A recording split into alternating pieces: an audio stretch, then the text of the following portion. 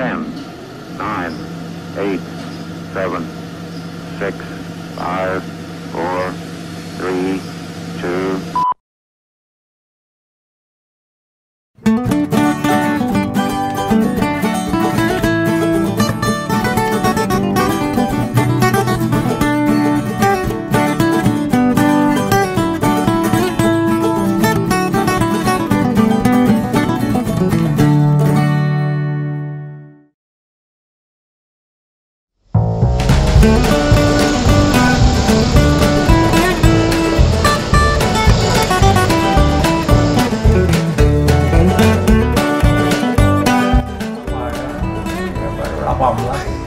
Baik, selamat berjumpa kembali para penonton.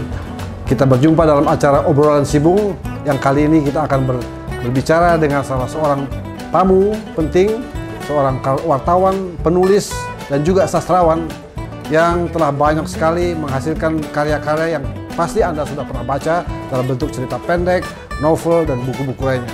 Pahan, salah satu bukunya baru saja diterbitkan beberapa minggu yang lalu, yaitu Teropong dan Suryakanta. Nah, yang unik dari penulis tamu kita ini adalah bahwa karena dia mempunyai pengalaman sebagai wartawan, maka karya-karyanya, cerita-ceritanya berbaur antara cerita fiksi dengan pengalaman pribadi dan karya jurnalistik, sehingga sangat menarik dan sangat kuat dalam sisi manusiawinya. Begitu komentar para praktisi sastra. Baiklah, sebelum kita lebih jauh, saya perkenalkan rekan saya, Bung Martin Alaida. Selamat jumpa, Bung Martin. Terima kasih. Baik, sebetulnya saya ingin bertanya, Anda itu bermula sebagai seorang penulis, apakah wartawan atau sastrawan? Saya mulai menulis cerita pendek ketika saya masih duduk di kelas 2 di sekolah menengah atas di Tanjung Balai. Tanjung Balai Asahan itu sekitar 150 km di selatan Medan. Pada waktu itu saya kebetulan lahir pada waktu yang baik dalam pengertian. Di Medan itu ada koran harian namanya Indonesia Baru, dan kemudian di Jakarta ada koran namanya Harian Rakyat, dan dua koran ini saya kira di dunia ini adalah koran yang tiap hari memuat cerita pendek. Tetapi harap dicatat, cerita pendek yang dimuat tiap hari itu mutunya di bawah rubrik cerita-cerita pendek yang dimuat di rubrik yang serius di lembaran kebudayaan mereka. Waktu itu saya tidak mengharapkan honorarium, dimuat saja sebagai anak remaja sudah senang sekali.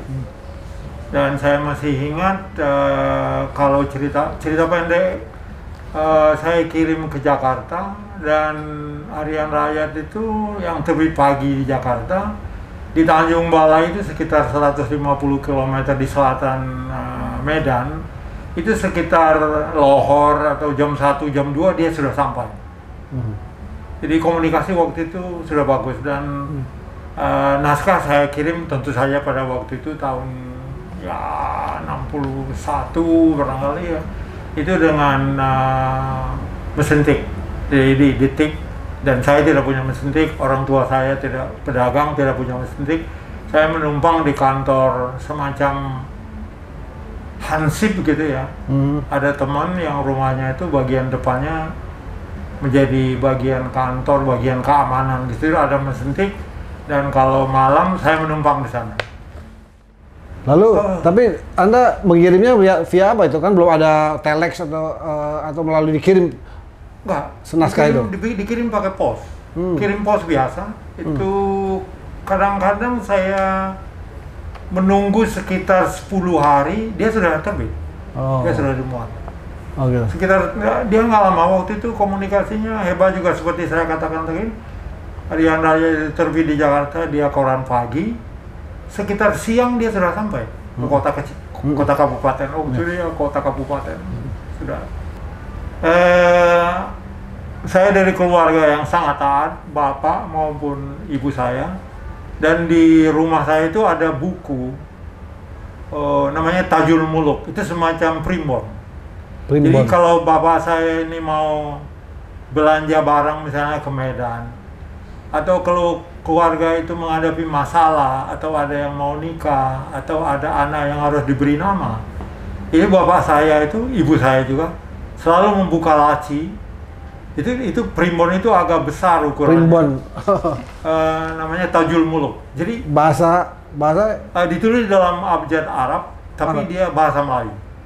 Dan itu Arab gundul. Karena kita orang-orang Melayu di pesisir timur itu bisa membaca. Saya kira mungkin memang karena ada keturunan Melayunya itulah Anda pintar bercerita barangkali ya. Ada nggak kira-kira di situ? Mungkin, tapi Tanjung Balai itu ya dia kota yang sangat khas. Begini ya, Tanjung Balai itu sampai sekarang sangat populer. Tanjung Balai Asahan itu, dia sering misalnya muncul di TV sekarang sebagai tempat penyelundupan tenaga-tenaga gelap ke Malaysia atau tempat penyelundupan narkoba. Dari dulu kota itu dia kota pelabuhan. Dulu pelabuhannya itu persis di kota Tanjung Balai itu. Sekarang ini kira-kira beberapa tahun yang lalu dia dipindahkan ke Teluk Nibung sekitar 5 kilo. Karena pelabuhan yang lama itu sudah dangkal. Dulu itu sebulan sekali kapal KPM itu mensuplai barang-barang dari Jakarta, misalnya susu, termasuk coklat, koker, macam-macam. Nah, dia menjadi pelabuhan dari dulu itu Tanjung Balai sangat terkenal. Saya masih ingat katakanlah pemberontakan PRRI itu antara lain dananya itu diperoleh dari penyelundupan karet dan kopi ke Malaysia. Jadi kalau ditarik garis lurus dari Tanjung Balai itu ke Malaka, dia bisa ditempuh dalam tempo paling lama 6 jam. Oke, sekarang cerita bagaimana Anda kelanjutan cerita bahwa Anda rajin menulis, kemudian menjadi wartawan atau akhirnya menjadi profesional penulis. Nah, jadi tahun 62 akhir saya datang ke Jakarta dengan niat menjadi mahasiswa di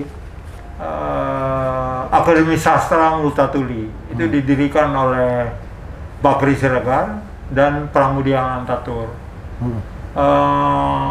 Saya karena Pak Bakri Siregar itu dia adalah guru bahasa Indonesia saya ketika saya SMA di Medan.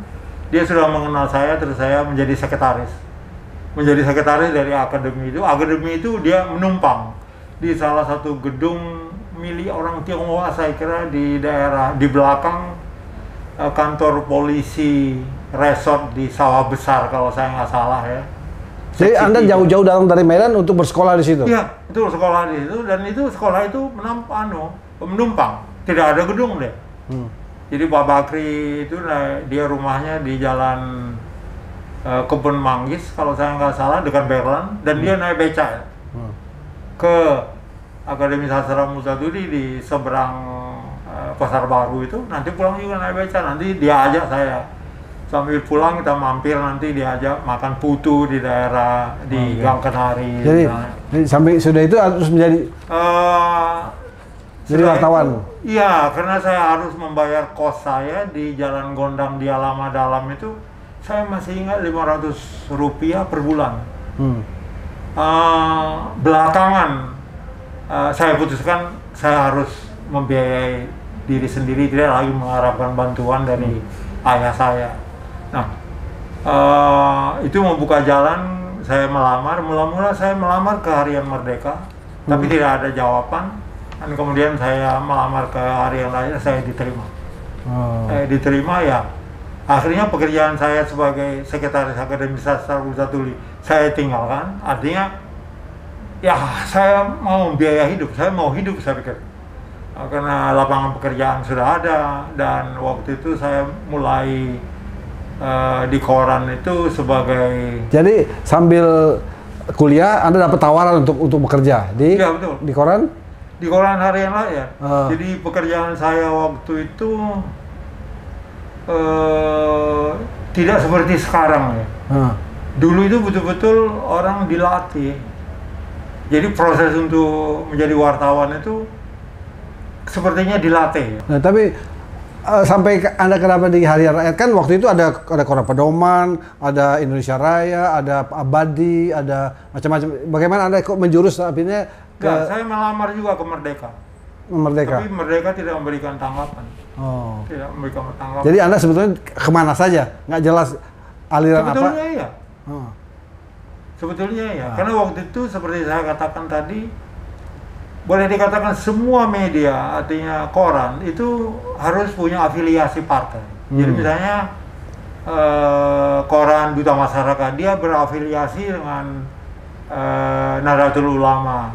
Suluh Indonesia, dia berafiliasi dengan Partai Nasional Indonesia. Ya, saya ingat itu. Kemudian ya Harian Raya itu afiliasinya PKI. Kemudian ada lagi yang berafiliasi pada Partai Syarikat Islam Indonesia kalau saya nggak salah. Ya. Semua afiliasi. Okay. Dan waktu itu, ya suasana politiknya seperti itu. Lalu memang kepada wartawan sendiri ada semacam arahan atau indoktrinasi nggak untuk mengikuti policy atau kebijakan partai di situ? Tidak ada. Jadi waktu itu kan saya reporter. Terakhir itu menjadi reporter untuk mengcover kegiatan Presiden Soekarno. Tidak ada. Jadi pada dasarnya kita kan seperti tape recorder, katakanlah seperti itu. Jadi misalnya Pak Subandrio keluar ketemu dengan Presiden, kita cegat. Kita dulu wartawan tidak, seingat saya, kita tidak punya press room dalam pengertian mewah seperti sekarang, enggak. Jadi pagi-pagi kita masuk ke lingkungan istana, seksi satunya itu di Istana Merdeka sana. Seksi satu kita untuk mendapat kredensial, kartu begitu, yang diberikan oleh stafnya Pak Ali Ebram, dia kepala seksi 1 Intel dari Cakrabirawa ini. Udah kita jalan ke Istana Merdeka, karena Bung Karno-nya kan di depan dia kan, tinggal dan menerima tamu. Nah kita itu duduk di tangga. Kalau Saudara Renville melihat ke arah Istana Merdeka dari Monas, itu ada tangga menurun. Nah, kita duduk menunggu para pejabat di situ. Ya. Di situ kita duduk. Oke. Nah, nanti kalau Subandrio keluar atau menteri apa keluar, udah kita cegat. Tanya udah. Oke. Nah, saya kembali ke hobi Anda menulis tadi. Jadi, sejak Anda bekerja di wartawan, terus meninggalkan dunia cerpen atau menulis untuk sastra. Betul. Jadi ya sudah jadi wartawan itu sudah sibuk kan. Jadi lupa untuk menulis, dan waktu itu juga suasana pekerjaan sudah menuntut hal yang lain lagi kan. Bagaimana mau menjadi wartawan yang baik, apa yang harus dibaca, begitu di mana. Tuntutannya sudah lain waktu itu. Oke. Nah, sekarang kita masuk ke periode hidup Anda yang berikutnya. Itu rupanya yang kemudian membawa Anda mengalami prahara atau mengalami apa yang dinamakan sejarah kelam begitu ya. Bisa Anda ceritakan sedikit? Saya bukan orang yang platonis atau cinta kepada penderitaan, tidak. Tapi jalan hidup saya begitu. Terjadi suatu huru-hara politik dan saya ditangkap bersama beberapa teman, dimasukkan dalam kamp konsentrasi, dan mujur saya tidak disiksa, karena untung juga dalam tanda kutip yang menangkap saya itu dan beberapa teman itu adalah teman sendiri. Jadi ketika interogasi pun tidak ada yang namanya interogasi serius. Karena siapa yang menugaskan mereka? Ya, mereka bekerja sama untuk militer. Waktu itu ya Operasi Kalong yang di bawah Angkatan Darat. Nah, dia menjadi interrogator, ya juga mencari orang. Nah, bagaimana manusia menjalankan pekerjaan semacam itu? Saya sulit menjelaskannya. So, menurut saya harkat manusia itu kan mesti menjunjung tinggi persahabatan, kesetiakawanan. Ini tidak. Mengapa dia melakukan begitu? Tentu ada motifnya. Apakah dia mau menjunjungkan orang yang lebih penting buat dia? Itu saya nggak tahu. Tapi itulah yang dia lakukan kepada saya. Karena teman ini namanya Burhan Kumala Sakti, dia anggota Dewan Nasional Pemuda Rakyat. Dan saya sampai kalau saya nggak salah pada tanggal 4 Oktober itu masih dapat tugas bersama dia untuk memonitor Radio Republik Indonesia dari seluruh daerah. Nah, dialah yang menangkap saya, dialah yang menginterogasi. Tapi karena dia mengenal saya, tidak ada yang harus ditanya. Dia sendiri nggak ditangkap? Dia berkolaborasi. Oh. Jadi dia menunjukkan temannya dia. Tapi dia melakukan itu, apakah dia menyembunyikan seseorang yang lebih penting? Itu saya nggak tahu. Tapi itu dia lakukan. Nah, interogasi tidak ada, artinya dia sudah tahu saya bekerja di Harian Rakyat, afiliasinya Partai Komunis Indonesia, dia sudah tahu. Dan waktu saya menulis proses verbal, mengisi, dan saya sebutkan aja, saya memang bekerja di situ. Dan ada kolom yang ditanya, kalau saya nggak salah, alasan Anda ditahan gitu. Saya nggak isi. Tetapi saya masih ingat surat pembebasan itu warnanya kayaknya hijau muda. Dan di situ ada kata-kata setelah saya ditahan berapa lama? 8 bulan lebih, saya kira dicantumkan tidak terlibat G30. Saya kira nggak adil ya. Orang ditahan berbulan-bulan dan kemudian untuk dikatakan. Jadi selama 8 bulan itu Anda ditahan? Di kamp itu. Oh, di kamp konsentrasi di Jalan Budi Kemuliaan. Yang saya dengar itu adalah sekolah Regina Pacis yang sedang direnovasi, dan kemudian disewa atau dipinjamkan kepada militer, kepada Angkatan Darat sebagai kamp konsentrasi. Iya, persis di seberangnya ada Kodim. Di seberangnya itu Kodim, Komando Distrik Militer 0501. Disitulah kepala seksi satunya, waktu itu dia Kapten Suroso dari Resimen Para Komando Angkatan Darat, yang memimpin. Dan interogasi selalu berlangsung tengah malam, namanya kan kalong bekerja malam. Jadi tahanan itu kalau dia mau diperiksa, diseberangkan tengah malam. Nah, tetapi saya lihat belakangan, mereka yang dianggap penting, itu tidak ditahan di kamp, tetapi ditahan di katakanlah dapur atau bengkel gitu ya. Oh, di Kodimnya itu? Di Kodimnya itu sendiri, sehingga tidak perlu dia dijemput ke nyebrang gitu ya? Regina Pacis sekolah tadi itu. Tengah malam sebenarnya nggak perlu, kan merepot. Kalau misalnya perlu ada konfrontasi, orangnya ada di situ, langsung aja dibawa. Tidak perlu lagi ada tenaga komandan KAM atau wakil komandan KAM untuk menjemput seseorang di jadi Anda 8 bulan melihat itu semua? Melihat itu semua, termasuk orang yang namanya misterius Sam Kamaruzaman, saya pernah lihat di situ 2-3 kali ya. Tapi sebelumnya Anda nggak kenal, nggak tahu? Kita tidak kenal. Maksudnya ada hubungan Anda sebagai wartawan? Kita nggak kenal. Kita bingung. Jadi yang di situ, yang saya itu ditahan itu bersama Putu Oka. Dia namanya Putu Oka, terakhir dia pakai nama Putu Oka Sekanta. Dia penulis.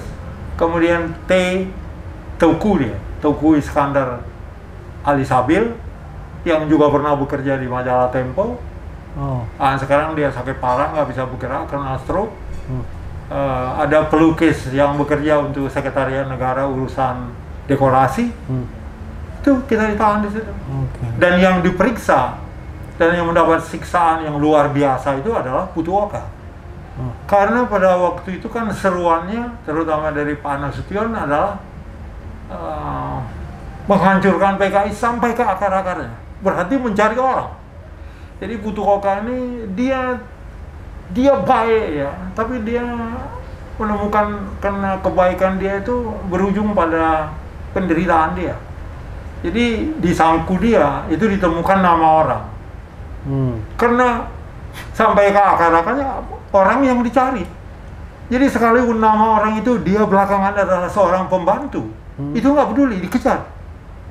Nah, di kantong dia ditemukan nama orang. Itu yang menjadi malapetaka buat dia.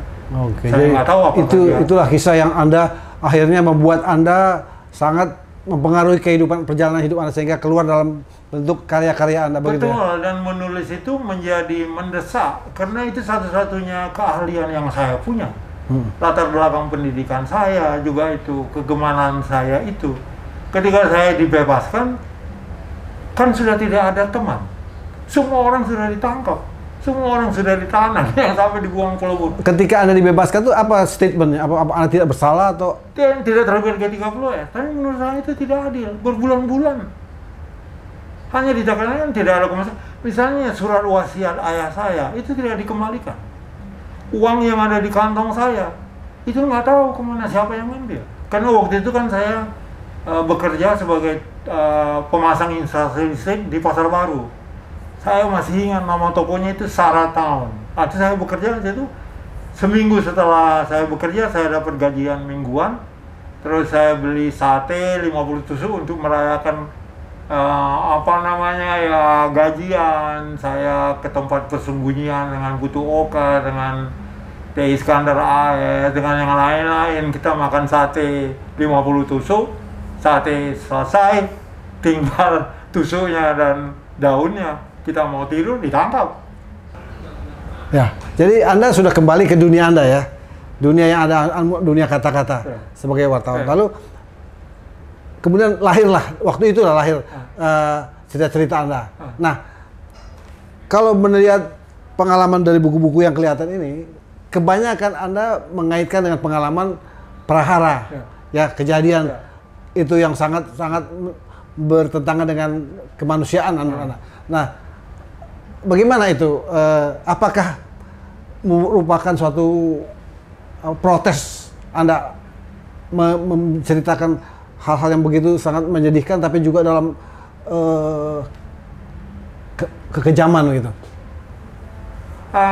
Saya sering mengatakan bahwa kesastraan itu dia ditakdirkan untuk membela korban. Cobalah Anda sebutkan, ada enggak karya besar yang membela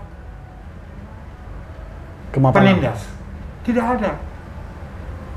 Tidak ada. Mein Kampf dari Hitler, dia bicara mengenai pandangan dia. Tetapi kalau Anda baca misalnya, seperti saya misalnya membaca The Old Man and the Sea, atau dari Hemingway, atau misalnya The Call of the Wild dari Jack London. Semua itu tentang dia, penulis itu berpihak. Artinya hasil karya itu berpihak kepada korban.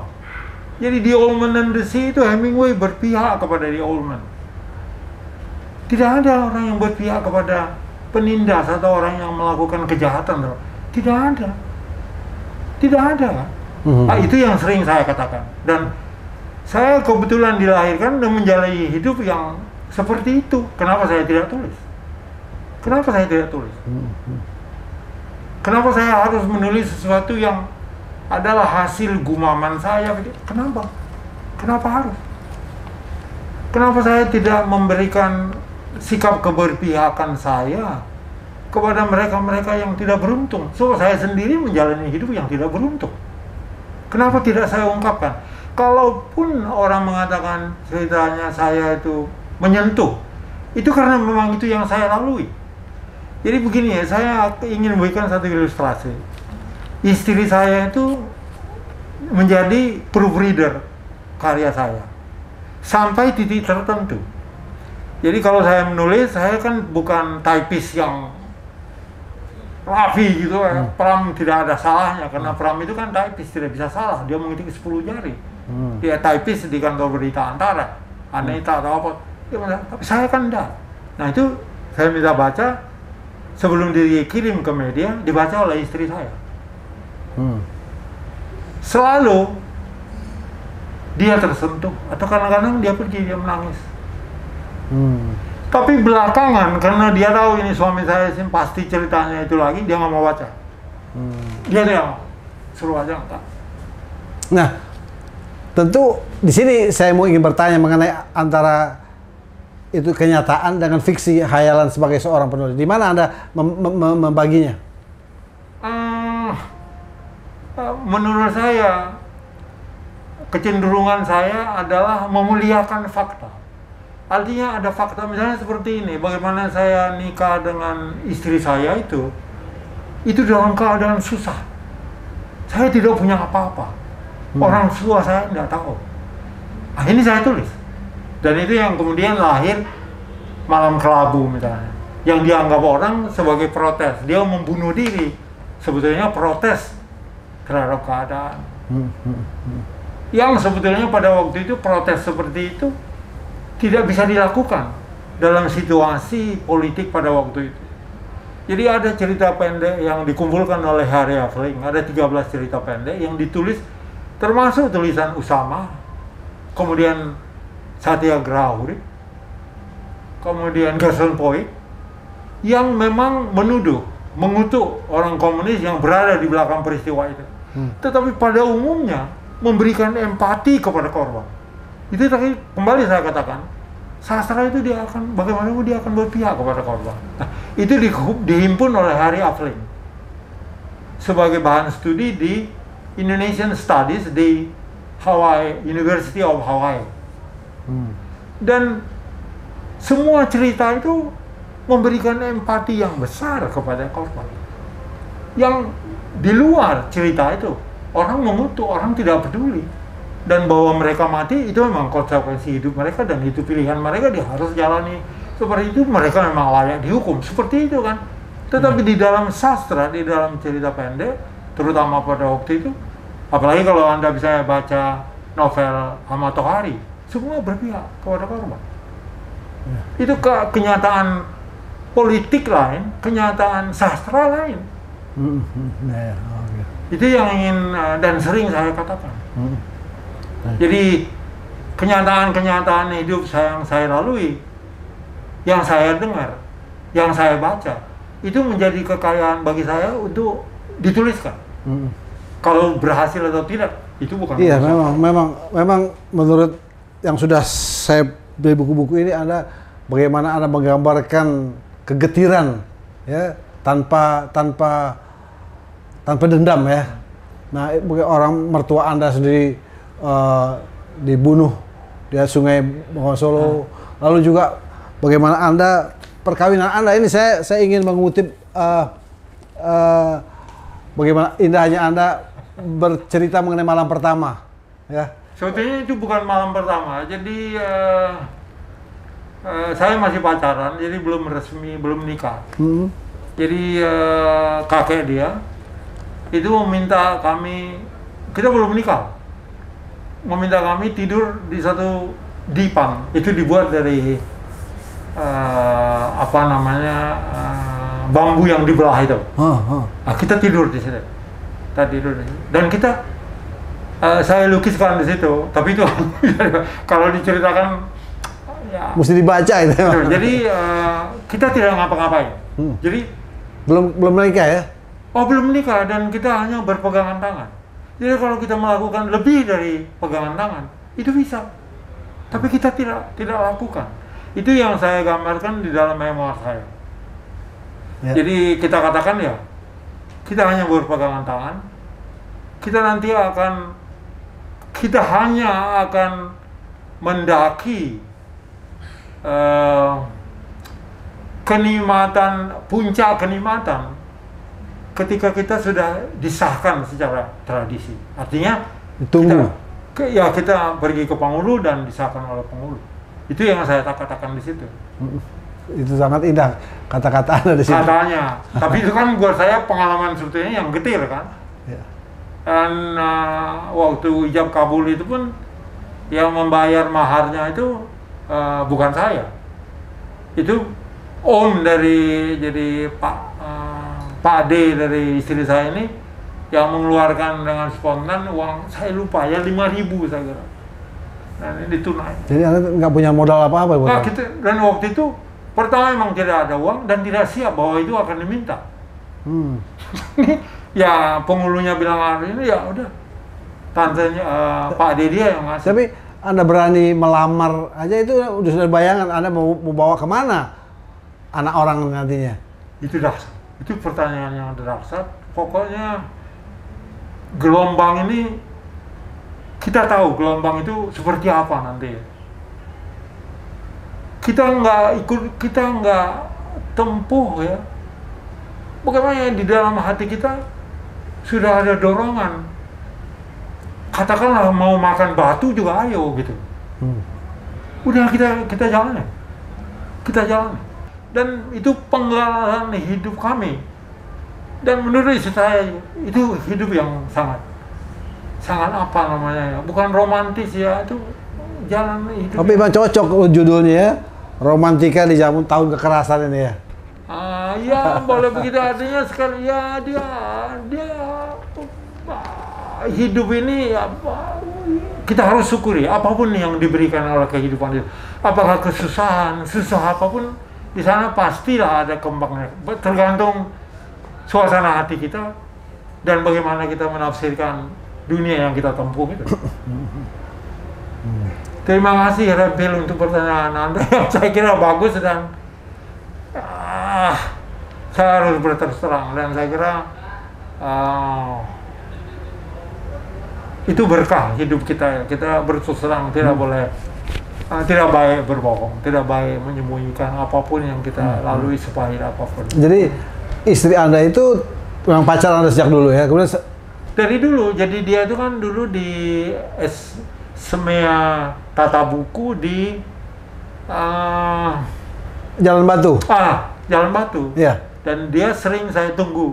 Kalau dia naik sepeda keluar, terus nanti dia terus naik sepeda sampai ke tempat embah dia di hutan kayu. Nah, itu kita menunggu di situ dan pengalaman saya menunggu dia itu ada satu yang sangat ya. Itu penggalan hidup yang saya benci ya. Jadi saya menunggu dia Jalan Batu itu kan di sini bukan seperti itu dia dulu kan. Di situ ada recording cuaca. Itu kan dulu nggak ada, itu terbuka. Di pinggirnya itu saya menunggu. Tiba-tiba ada mobil Fiat. Saya masih ingat Fiat. Warnanya hitam. Karena itu kan sekitar tahun-tahun 68 barangkali. Mungkin 67 atau 66. Tiba-tiba mobil Fiat ini berhenti. Nah, waktu itu saya dapat kiriman dari bawah saya, ada uang gitu ya. Saya kira dari dia. Kemudian saya beli kaos. Waktu itu lihat trendy itu kaos putih, di leher lingkarannya hitam kebiruan gitu. Dan di sini juga. Pokoknya keren ya. Dan waktu itu kan saya masih muda sekali kan, baru 20-an saya kira. Berdiri. Tiba-tiba mobil Fiat hitam berhenti. Pintu dibuka. Saya disuruh masuk. Rupanya saya dikira siapa itu? kita nggak kenal orang yang mau tidur bersama dengan anak remaja. So, itu pengalaman yang pahit banget sih ya. Kalau saya seperti ini ya. Itu saya ingat betul sampai sekarang. Saya betul-betul merasa dihina. Artinya ini orang mencari mangsa di sini. Anda menolak gitu? Terus nggak mau? Enggak, saya terus pergi. Karena seketika saya tahu, ini orang pasti ini mencari korban. Kan banyak itu yang homo apa segala, ini korbannya seperti itu. Oke. Jadi kemudian Anda berhenti dari Tempo. Ya. Jadi Anda sudah yakin bahwa dunia Anda adalah, maksud saya, bisa menghidupi hidup Anda dengan profesi sebagai penulis. Iya, tidak bisa dijawab dengan mudah ya, karena pada waktu itu sudah 13 tahun saya bekerja di Tempo. Suasana untuk keamanan diri saya itu tidak ada jaminan. Maksudnya? Renville baca di dalam buku ini bagaimana Gunawan mengatakan Harmoko sebagai Menteri Penerangan itu menekan Tempo. Kenapa? Mempekerjakan aktivis-aktivis lekra. Saya mungkin pada waktu itu saya sudah keluar. Tapi di dalam wawancara dengan Warif Jayanto, Gunawan mengatakan setelah Harmoko melakukan tekanan tambah menekan, mengapa menerima orang-orang lekra di situ? Gunawan katakan dengan persetujuan dari teman-teman aktivis lekra itu, nama mereka dihilangkan. Tapi mereka tidak diberhentikan, mereka terus menulis. Nah, mungkin waktu itu saya sudah nggak di sana. Itu keamanan diri saya seperti itu menjadi bahan pertimbangan. Kita nggak tahu. So, pada waktu saya bekerja di Tempo, ketika kita masih satu kantor di Senen Raya, saya pernah dipanggil untuk diinterogasi. Dan mujurnya lagi yang menginterogasi itu adalah teman. Jadi pertanyaan dia yang paling penting adalah bagaimana Bung bisa bekerja dulu di media besar seperti Harian Raya, sekarang bisa di Tempo. Akhirnya saya cerita. Dan bagaimana saya melamar ke Tempo. Saya menulis cerita pendek, saya melamar kepada Gunawan di Express, kemudian saya keluar lagi, kemudian saya melamar lagi. Tidak ada masalah. Dan saya tanya kepada komandannya yang kebetulan masuk ke ruangan interogasi, Pak, apakah saya harus keluar dari Tempo? Oh, dia bilang jangan. Itu majalah baik terus. Tapi waktu itu ya, Anda nggak merasa aman? Bukan, tidak. Jadi kata-kata kau boleh terus di sana gitu. Kalau dia dari penguasa, kita harus berpikir, apakah dia biarkan di situ untuk mengintai kita? Kita nggak tahu. Jadi suasana psikologi waktu itu memang Renville payah ya. Tapi itu kalau kita jalani dan kita hayati, dia menjadi bahan hidup kita yang bagus. Ya, oke. Jadi dalam pengalaman Anda banyak bertemu dengan tokoh-tokoh antagonis. Ada teman yang berkhianat, ada tokoh tentara yang berbaik hati, malah kontradiksi. Jadi padahal itu bukan fiksi, jadi itu kenyataan. Bagaimana Anda melahirkan itu menjadi suatu cerita? Seperti Sersan Mayor Uyan itu, seperti saya katakan tadi, tidak saya tulis, tidak sebagai latar satu cerita. Karena saya khawatir pembaca akan berpikir bahwa si Martin ini memuja militerisme, seperti itu. Makanya saya tidak tulis. Padahal itu kenyataan, memang betul. Kenyataan. Bukan fiksi ya? Bukan. Dia itu ada. Orangnya itu ada, Uyan ada. Dan beberapa orang tahanan yang keluar dari KAM itu, orang ingat betul Uyan. Oh, Pak Uyan, orang tahu. Apalagi istri saya, dia tahu betul. Jadi Pram ini itu memang saya dekati agak sebelum huru-hara G30S itu saya memang sudah kenal dia, tapi saya kan waktu itu kan baru tamat SMA. Apa modal kita untuk ketemu dia kan, begitu kan. Saya selalu mempertimbangkan itu. Sama seperti kalau saya dulu menulis cerita pendek, saya selalu berpikir ke media mana yang mau menerima ini. Dan saya boleh dikatakan tidak pernah ditolak. Kalau Kompas misalnya menolak, tapi saya kasih ke majalah tabloid Nova misalnya, mereka akan muar gitu. Jadi dia saya kenal baik, menjadi orang yang sering saya temuin ketika dia baru pulang dari buruh. Jadi waktu itu juga Gunawan minta Martin tolong antarkan ke tempat Pram. Udah waktu itu yang nyetir mobil itu Zulkifli Lubis pakai mobil Mazda kotak itu ke hutan kayu ketemu, dan rumahnya Pram masih rumah yang lama, belum bertingkat. Kita datang ke situ, Pram gak lama kemudian muncul, dia pakai sarung, kaos oblong. Ya dulu dia hadapkan kepada Gunawan, karena dia kenal Gunawan kan, karena Gunawan menemui dia di buruh. Apa saya gepeng? Saya lupa ya reaksi Gunawan apa. Oke, apa saya gepeng? Ngobrol kanan kiri. Belakangan, waktu kita mau pulang, Gunawan, saya ingat betul. Gunawan mengatakan ini ada royalti dari penerbit di Australia, kalau saya nggak salah. Tapi tidak ada amplop, tidak ada tanda tangan Pram, tapi tidak perlu tanda tangan. Jadi dugaan saya, Gunawan itu baik. Mungkin itu uangnya dia, kan tidak mungkin kan royalti tidak di dalam map, tidak ada tanda tangan Pram. Dia Pram tidak ada tanda tangan. Jadi dan uang itu dari siapa? Kan begitu jadinya. Kalau dia dari penerbit kan, penerbitnya kan mesti minta tanda tangan kan? Tidak ada. Itu membuat, dan waktu itu ke rumah Pram itu ngeri. Karena di mana-mana waktu itu kan otoriti harian ini sama militer di mana-mana kan. Dan saya masuk ke rumah dia itu dari jalan tikus, dari jalan Pramuka, ada jalan kecil langsung masuk. Dan sering begitu masuk dekat rumahnya udah kelihatan dia di tempat pembuangan sampah lagi nongkrong, lagi membakar. Oke Bung, ya. Saya mau tanya sekarang ini. Jadi Anda, karena tulisan-tulisan Anda bisa dianggap menjadi saksi untuk kejadian-kejadian di masa itu, ya. Begitu. Jadi anggapan kemudian karena saya kaitkan dengan tampilnya Anda dalam International Tribunal People's Tribunal. Di Den Haag, ya. Iya. Jadi saya didekati oleh ahli hukum Nur Sabani Kacasungkana. Dia ini sudah saya kenal ketika saya masih kerja di United Nations Information Center, karena dia sering ke sana untuk mencari bahan-bahan mengenai wanita. Karena ada badan PBB itu yang mengenai masalah isu women issue. Ya, sudah ketemu lantas dia bilang diajak makan di Jalan Surabaya, ada restoran Korea atau apa, mau nggak? Saya bilang oke.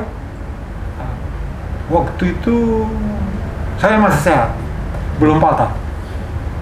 Udah 2 tahun kemudian jadi panggil, udah dia bawa saya ke lembaga perlindungan saksi gitu. Maksudnya pertimbangan dia memilih Anda, kenapa nggak langsung aja orang yang terlibat atau orang yang menderita? Kenapa kok Anda yang terpilih? Karena mungkin saya penulis. Dan kalau bicara dia anggap mungkin arti lokasinya baik, dan dia mengalami misalnya bagaimana orang disiksa, paling tidak saya mendengar dari Uyan itu disiksa. Jadi karena mereka ini kan tuduhan, jadi International People's Tribunal itu ada 10 tuduhan yang ditimpakan kepada negara, melakukan penghilangan paksa, pemerkosaan, penyiksaan. Nah, saya di bagian penyiksaan. Yang saya berikan kesaksian waktu itu adalah bagaimana Mulana Ibaho, pimpinan redaksi harian Merdeka itu disiksa, misalnya sampai hancur, lebur, dihantam pakai korpari, dan kemudian tidak ada pengobatan. Yang mengobati itu adalah kita tahanan yang menggunakan beras kencur. Jadi beras itu dikunyah oleh teman sama tahanan ini dengan kencur, kemudian itu dibalurkan ke belakang. Wah, itu dahsyat. Lalu nggak di forum itu sendiri? Ya saya ceritakan. Nah, yang bertanya ini hakim atau jaksa? Jadi jaksa ini terdiri dari, dia punya referensi yang benar maksudnya? Apa hanya tentu? Dia jadi, kepala jaksa waktu itu adalah Todung Mulia Lubis, dan beberapa orang jaksa. Saya kira orang Indonesia semua jaksa. Oh, Indonesia semua? Jaksanya. Hakimnya enggak. Hakimnya itu Jack Jacob dari Afrika Selatan, kemudian ada yang dari Inggris, ada yang dari Prancis, ada yang dari mana lagi begitu. Nah, mereka sebagai judges. Nah, Todung yang menanya. Nah, saya yang jawab. Nah, Nyonto ini ya saya kenal baik, karena jadi Anda sendiri dapat izin untuk tampil sebagai saksi?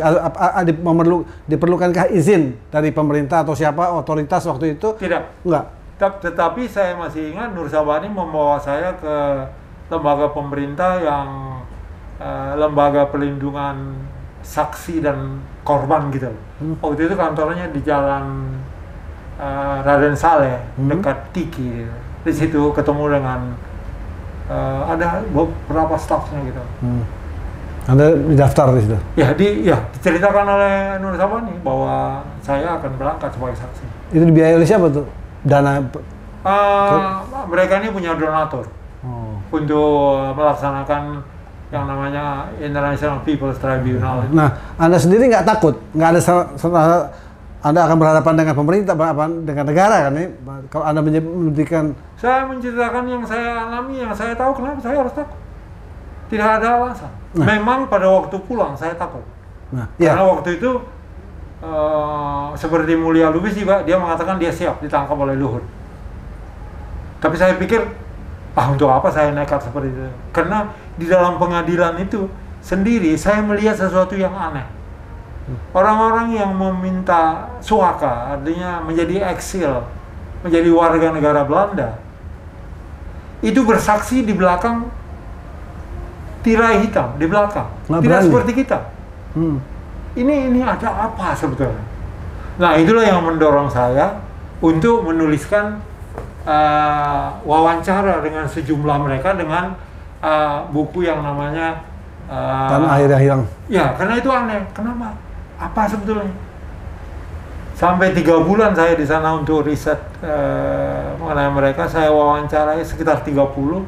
Tapi yang saya muat, artinya yang menarik gitu, saya kira sekitar 19.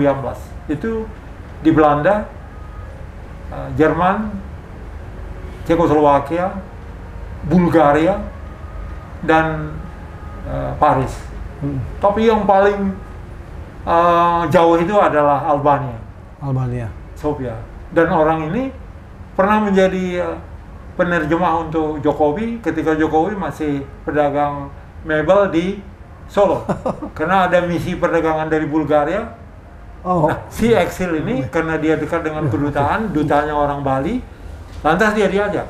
Dan ketika Jokowi datang sebagai wali kota Solo, berangkat ke Bulgaria, karena ada penandatanganan semacam sister cities antara Solo dengan kota apa begitu di Bulgaria, dia lagi menjadi penerjemah untuk Jokowi. Nah, ingin saya tanyakan dari menurut Anda dari buku ini sangat menarik ya kalau dibaca ya. Jadi pengalaman-pengalaman eksil para tokoh-tokoh ini yang siapa yang paling menarik buat Anda? Macam-macam. Begini ya, kita kalau mau wawancarai seseorang, kalau mau dalam, mau in depth gitu ya istilah kita dulu, itu nggak bisa sekali. Ini umumnya sekali, karena mereka kan khawatir ini si Martin ini jangan-jangan nintel gitu. Itu yang sulit.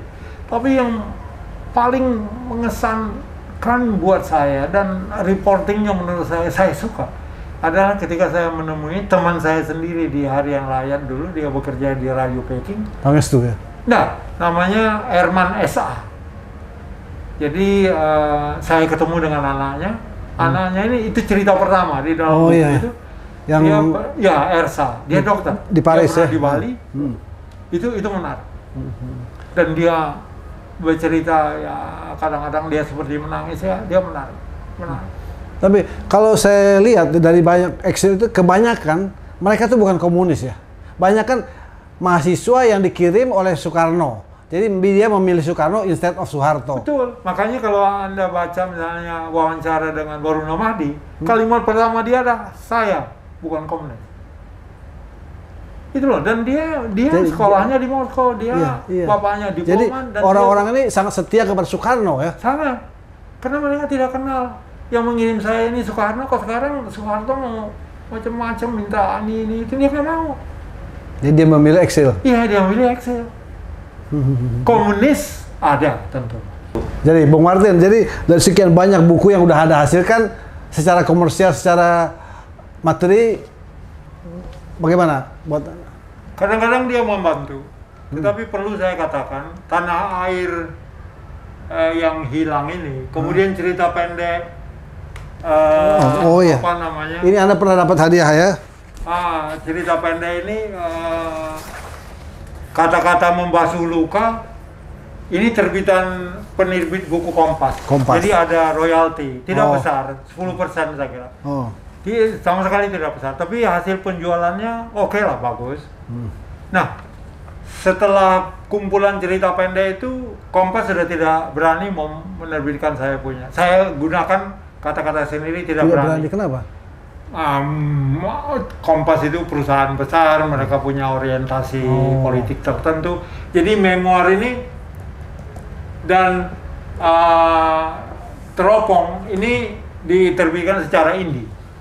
Tapi secara indie ini yang ada menariknya adalah Renville membayar.